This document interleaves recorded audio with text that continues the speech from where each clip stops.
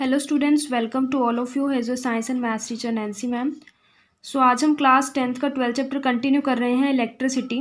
पिछली वीडियो में हमने electric charge, electric potential difference, electric current, उनके सिंबल्स, उनके यूनिट्स, सब के बारे में हमने पढ़ लिया था। हमने ये भी पढ़ लिया था एम मीटर क्या है, वोल्ट मीटर क्या है, उनके कुछ न्यूमेरिकल्स भी हमने किए थे। तो आज हम स्टार्ट करते हैं इलेक्ट्रिक सर्किट के साथ। इसमें हम पढ़ेंगे इलेक्ट्रिक सर्किट में जो भी कंपोनेंट्स यूज़ होते हैं उनके सिंबल्स क्या हैं, ओपन सर्किट क्या है, क्लोज सर्किट क्या है, ओहम्स लॉ जो बहुत ही स्पेशल माना जाता है इलेक्ट्रिसिटी चैप्टर में, उसके बारे में हम पढ़ेंगे। उसका ग्राफ कैसे बनता है, कैसे वो वेरी करता है, इस सब के बारे में हम स्टडी करेंगे। सो हम इलेक्ट्रिक सर्किट देखते हैं। It is a closed conducting path having source of energy and device using that energy. ये क्लोज कंडक्टिंग पाथ होता है जिसमें हम एक सोर्स लगाते हैं जिससे हमें एनर्जी मिल सके, और वो सोर्स ऑफ एनर्जी क्या हो सकता है, बैटरी हो सकती है, सेल हो सकती है। क्लोज्ड पाथ क्यों का है, बिकॉज उसके अंदर ही हम एक कंडक्टर लगाते हैं, वायर लगाते हैं, सेल लगाते हैं, की लगाते हैं, इस सब को यूज़ करते हैं। इसलिए हमने इसे क्लोज्ड कहा है, बिकॉज वो पूरा क्लोज्ड पाथ होता है जिसके अंदर हमारा करंट फ्लो होता रहता है। सो इसके दो टाइप्स होते हैं, open circuit and close circuit. अब ओपन सर्किट क्या होता है, circuit through which no current flows. क्यों नहीं फ्लो होता है, अब सपोज ये मेरा ओपन सर्किट है, ये हमने यहाँ पर बल्ब यूज़ किया है, यहाँ पर हमने क्या लगा दिया, की लगाई है। ओपन सर्किट मतलब ये मेरा ओपन है, यहाँ से फाइन, करंट यहाँ से फ्लो नहीं हो रहा। यहाँ पर हमने एक बैटरी लगा दी, ये पॉजिटिव टर्मिनल, ये नेगेटिव टर्मिनल। अब ध्यान रखना है कि करंट हमेशा पॉजिटिव से नेगेटिव फ्लो करेगा। अब जब मैं देख रही हूँ पॉजिटिव से नेगेटिव यहाँ करंट जा रहा है, जा रहा है, जा रहा है, लेकिन यहाँ पर इसको कोई पाथ नहीं मिलेगा ताकि आगे जा सके, बिकॉज इसे पूरा पाथ कवर करना होता है पॉजिटिव से नेगेटिव तक। यहाँ से करंट गया, यहाँ पर आके उसे आगे कोई पाथ नहीं मिला, आगे नहीं गया, यानी कि ये सर्किट क्या है, ओपन।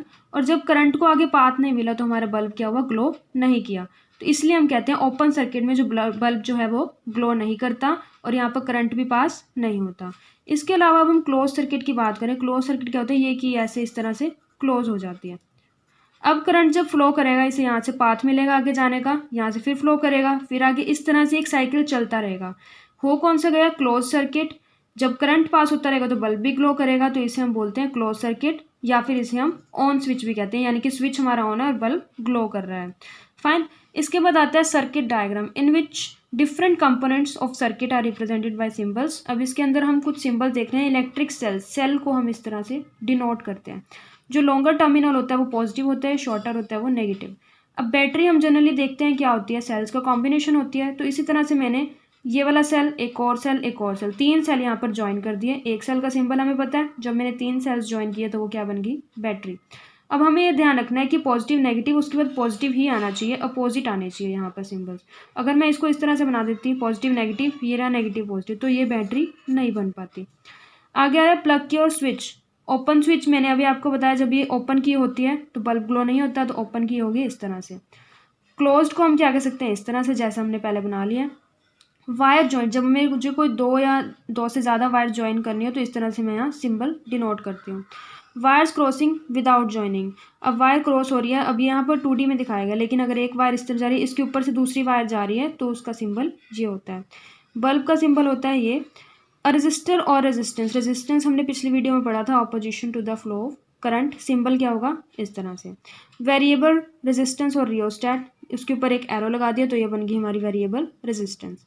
एम मीटर क्या होता है, जो करंट को मेजर करता है, इसका सिंबल ये है। वोल्ट मीटर का सिंबल है वी। गैल्वेनोमीटर क्या होता है, ये भी एक तरह से करंट को मेजर करता है, इसका सिंबल आ जाता है सर्कल के बीच में arrow. Next is Ohm's law, जो कि बहुत स्पेशल माना जाता है, मैंने पहले भी बताया था। It states that electric current flowing in a conductor is directly proportional to potential difference. अब वो कह रहे हैं कि किसी भी कंडक्टर में इलेक्ट्रिक करंट कितना फ्लो होगा वो किस पर डिपेंड करेगा, पोटेंशियल डिफरेंस पर, कि हम उसमें कितना पोटेंशियल अप्लाई कर रहे हैं across the ends of conductor. अब जितना पोटेंशियल अप्लाई करेंगे उतना ही उसमें करंट फ्लो करेगा, जितना कम पोटेंशियल अप्लाई करेंगे उतना ही कम करंट फ्लो करेगा। तो हम जनरल लैंग्वेज में कह सकते हैं कि जो करंट है वो डायरेक्टली प्रोपोर्शनल है पोटेंशियल के, यानी कि जितना ज़्यादा पोटेंशियल उतना ज़्यादा करंट। अब जब प्रोपोर्शनैलिटी हटती है तो एक क्या लग जाता है, कांस्टेंट लग जाता है, जिससे हमने क्या बोला, resistance. V is directly proportional to I था, प्रोपोर्शनैलिटी हटी तो क्या लग गया, R। तो R की वैल्यू क्या हो जाएगी, V/I, that is R is constant, और इस R को हम क्या बोलते हैं, रेजिस्टेंस ऑफ द कंडक्टर। अब मैंने आपको पिछली वीडियो में भी बताया था कि जो रेजिस्टेंस है वो इन्वर्सली प्रोपोर्शनल है करंट के। रेजिस्टेंस क्या होती है? जो करंट को रोकती है। अब इस तरह से करंट फ्लो हो रहा है, आगे मैंने एक ऑब्स्टेकल लगा दिया, सपोज ये एक रेजिस्टर है, तो ये क्या करेगा? करंट को रोकेगा। जितना बड़ा रेजिस्टर होगा उतना ही कम करंट फ्लो होगा। और अगर मैंने यहाँ छोटा सा ऑब्स्टेकल लगाया, करंट क्या हो जाएगा? फ्लो कर जाएगा। यानी कि रेजिस्टेंस जितना ज़्यादा, करंट उतना कम। तो resistance is inversely proportional to current, यहीं पर प्रूव हो रहा है। So resistance it is the ratio of potential difference and the current flowing through the conductor. तो रेजिस्टेंस को मैं कैसे डिफाइन कर सकती हूँ? पोटेंशियल बाय में करंट, तो R is equals to V by I। Unit of resistance क्या होती है? ओहम, जिसका सिंबल क्या होता है? This one. 1 ohm is equals to 1 volt by 1 ampere. क्यों? रेजिस्टेंस की यूनिट क्या है? ओहम, वोल्टेज की क्या है? V, करंट की क्या है? एम्पियर। तो R यानी ohm is equals two volt upon ampere, या फिर लिख सकते हैं वोल्ट पर एम्पियर। अब ये कह रहे हैं कि रेजिस्टेंस जो है 1 ओहम कब होगी? जब मेरे पास वोल्टेज भी 1 होगी, करंट भी क्या होगा? 1 एम्पियर। तो वही बोल रहे हैं resistance is said to be 1 ohm if potential difference क्या होगा? 1, और हमारा जो करंट भी क्या होगा? 1 एम्पियर का। तभी हमारी जो वैल्यू क्या आ जाएगी? 1 आएगी। अब इसके बीच में ग्राफ होता है, मैंने आपको बोला है कि जैसे जैसे पोटेंशियल बढ़ेगा वैसे वैसे करंट बढ़ेगा। जब पूरी इतनी प्रोपोर्शनैलिटी आ जाती है तो हमारा ग्राफ भी क्या बनता है? हमेशा स्ट्रेट लाइन बनता है। तो यहाँ पर हमने क्या डाला? I करंट, इधर लिखा हमने पोटेंशियल। हम इससे उल्टा भी लिख सकते हैं, यहाँ वोल्टेज या फिर यहाँ करंट भी लिख सकते हैं। तो जैसे जैसे वोल्टेज बढ़ रही है वैसे वैसे करंट बढ़ रहा है, बिल्कुल सीरीज में। तो ये क्या हो गया? एक लीनियर ग्राफ हो गया। जैसे जैसे करंट बढ़ा पोटेंशियल बढ़ा, या पोटेंशियल बढ़ा तो करंट बढ़ा। तो ये होता है हमारा VI graph. Resistance is the opposition to the current, इसको हम पहले पढ़ चुके हैं। जितनी ज़्यादा रेजिस्टेंस उतना ही करंट कम, और अगर करंट कम है तो हम क्या कहते हैं? कंडक्टर जो है पुअर है। इसके बाद आता है rheostat, use to change the resistance और करंट। अगर हमें करंट या रेजिस्टेंस को चेंज करना है, हम क्या यूज़ करते हैं? रियोस्टैट, जिसका सिंबल हम पहले भी देख चुके हैं। Variable resistance use to change current without changing potential difference. Variable resistance क्या होती है? जो करंट को चेंज करती है लेकिन पोटेंशियल डिफरेंस को चेंज नहीं करती। वैसे हम क्या पढ़ते हैं कि पोटेंशियल डिफरेंस और करंट तो क्या है? प्रोपोर्शनल है। लेकिन जो वेरिएबल रेजिस्टेंस होगी वो इस करंट को तो चेंज कर देगी लेकिन पोटेंशियल डिफरेंस में कोई भी चेंज नहीं लाएगी। इसके बाद आता है हमारा factors on which resistance of conductor depends.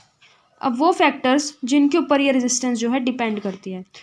Resistance firstly किस पर डिपेंड करती है? Length of conductor. कंडक्टर यहाँ पर कुछ भी हो सकता है, आप बल्ब ले सकते हैं, आप कुछ भी उसकी जगह ले सकते हैं। जो हम घर में डिवाइसेस यूज़ करते हैं सब एक तरह के कंडक्टर हैं, बिकॉज वो करंट को पास कर देते हैं। तो depends on length of conductor. Resistance किस पर डिपेंड करेगी? लेंथ ऑफ कंडक्टर पे। कैसे करेगी? Resistance is directly proportional to length. जितनी ज़्यादा लेंथ होगी कंडक्टर की उतनी ही ज़्यादा उसमें रेजिस्टेंस होगी। More is length more is resistance, because यहाँ डायरेक्टली प्रोपोर्शनल आ रहा है। Second one is depends on area of cross section of conductor. अब ये कैसे डिपेंड करती है एरिया पे? R is inversely proportional to 1/A, यानी कि जितनी ज़्यादा रेजिस्टेंस उतना कम एरिया, या फिर हम उल्टा बोल सकते हैं जितना कम एरिया उतनी ही ज़्यादा रेजिस्टेंस। तो पहले क्या आया था? R is directly proportional to L। Second क्या आ गया? R is proportional to inversely proportional to 1/A। Depends on nature of material. अब मटेरियल का नेचर कैसा है उस पर भी रेजिस्टेंस डिपेंड करेगी। ठीक है, मतलब जितना ज़्यादा वो करंट फ्लो करवा पाएगा उतनी कम उसकी रेजिस्टेंस, मतलब उसका मटेरियल का नेचर जो है वो अच्छा है। तो या इसको अगर हम कनेक्ट कर ले, पहला क्या आया था? R is proportional to L, R is inversely proportional to 1/A। अगर मैं इकट्ठा लिखूँ तो क्या लिखूँगी? L/A। तो R is proportional to L/A। अब प्रोपोर्शनैलिटी हटी तो क्या लग गया? R is equals to rho L/A। Rho क्या होती है? हमारी रेजिस्टिविटी। अब फोर्थ वन किस पर डिपेंड करती है? टेम्परेचर पर। जितना ज़्यादा टेम्परेचर उतनी ज़्यादा रेजिस्टेंस। तो क्या बन गया हमारे पास? R is equals to rho L/A, या फिर इसे ऐसे लिख सकते हैं रो L/A। अगर मेरे को यहाँ से रो की वैल्यू निकालनी है, रो यहीं रह जाएगा, A ऊपर जाके मल्टीप्लाई, R मल्टीप्लाई है, और L कहाँ चला जाएगा? नीचे। तो ये क्या बन जाएगा? रेजिस्टिविटी। ठीक है। If A is equals to 1, अगर मेरे पास इसकी वैल्यू 1 है, L इज इक्वल्स टू 1, इसकी वैल्यू भी 1 है, रो इज इक्वल्स टू R। अब ये तो 1 1 हो गए, तो रेजिस्टिविटी किसके इक्वल हो जाएगी? रेजिस्टेंस के, यानी कि rho is equals to R। Resistivity is defined as resistance of conductor of unit length and unit area. अब ये 1 1 कैसे हुए? यानी कि उसकी लेंथ भी 1 थी, एरिया भी 1 था, तभी तो हमारी जो रेजिस्टिविटी है वो किसके इक्वल आ गई? रेजिस्टेंस के। Resistivity only depends on nature of material. जो रेजिस्टिविटी होगी यानी कि जो कांस्टेंट लिया है हमने, वो किस पर डिपेंड करेगा? Nature of material. इसके बेस पर हम न्यूमेरिकल देखते हैं। अ heater of resistance 50 ohm, ohm दिया हुआ यानी कि रेजिस्टेंस गिवन है, यानी R की वैल्यू गिवन है, हम साथ साथ देखते हैं। Is connected to 220 volts, 220 volts यानी V की वैल्यू गिवन है, तो हमने V लिख लिया 220 वोल्ट, R लिख लिया 50 ohm. How much current draw, current कितना निकलेगा, यानी आई क्या निकलेगा। हमारे पास फॉर्मूला होता है V is equals to I R, I यहीं रह जाएगा बिकॉज फाइंड आउट करना है, तो वो क्या हो जाएगा V/R।